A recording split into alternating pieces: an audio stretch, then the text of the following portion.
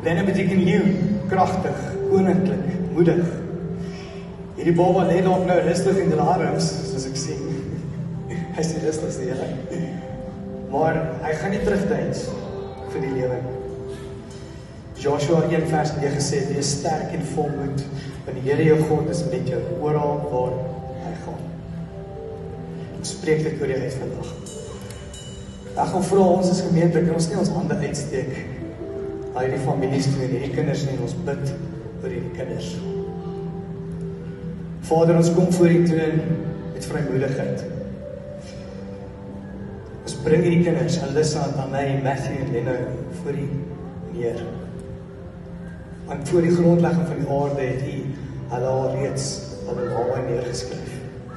Ons spreek die lewe oor Alyssa, edel, geliefd, geplant in U verbond. Ons spreek vrede oor Tanay, 'n kind in die hande van 'n regverdige God. Ons spreek standvastigheid oor Matthew, U gawe aan hierdie hele wêreld.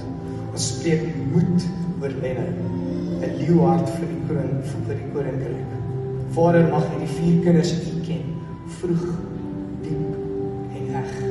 Nie net as 'n idee nie net as 'n tradisie nie, maar die lewende God wat in hulle lewens werk. En dan Vader, ons bid ook oor hierdie ouers wat saam met hulle staan. Stefan, Johanay, Danu en Neanay, Andre en Marna, Grant en Carissa. U het die kinders nie aan hulle gegee sonder om hulle ook toe te rus. U vertrou hierdie kinders in hulle hande. Gee hulle bonatuurlike wysheid vir die nagte wat lank is, vir die vrae waarvoor hulle nie antwoord het nie, vir die oomblikke waar hulle U net moet vertrou. Gee hulle die geduld en laat hulle huis die plekke wees van standvastigheid en liefde en oorvloed. Ons vra dit in U naam. Herinner hulle elke dag. Dankie Here, dankie vir die seën van hierdie kinders.